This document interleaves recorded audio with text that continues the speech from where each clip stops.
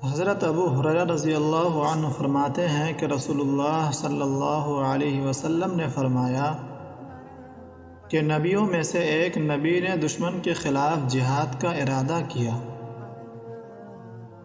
تو اپنی قوم سے فرمایا کہ میرے ساتھ ایسا شخص نہ چلے جس نے حال ہی میں شادی کی ہو اور اس کا شب زفاف منانے کا ارادہ ہو،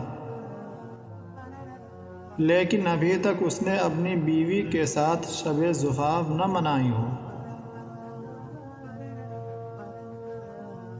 اور نہ وہ شخص میرے ساتھ چلے جو گھر کی تعمیر میں مصروف ہو اور ابھی تک اس نے گھر کی چھت نہ ڈالی ہو،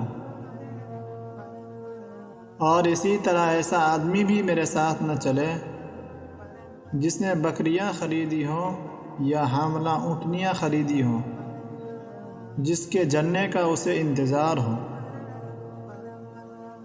یہ ہدایت دے کر وہ جہاد کے لیے روانہ ہو گئے۔ جب اس بستی کے قریب پہنچے جس پر لشکر کشی کا ارادہ تھا تو عصر کی نماز کا وقت ہو گیا۔ انہوں نے سورج کو مخاطب کر کے کہا، اے سورج، تو بھی حکم کے تابع ہے اور میں بھی حکم کے تابع ہوں، اے اللہ اس سورج کو تو ہمارے لیے روک دے۔ چنانچہ وہ سورج رک گیا یہاں تک کہ اللہ تعالیٰ نے ان کو فتح نصیب فرمائی۔ معلوم ہوا کہ اللہ تعالیٰ جو چاہتے ہیں کر گزرتے ہیں اور جو چاہتے ہیں حکم دیتے ہیں۔ نیز خدائی احکام میں انسانوں کی علتوں کو کوئی دخل نہیں ہے۔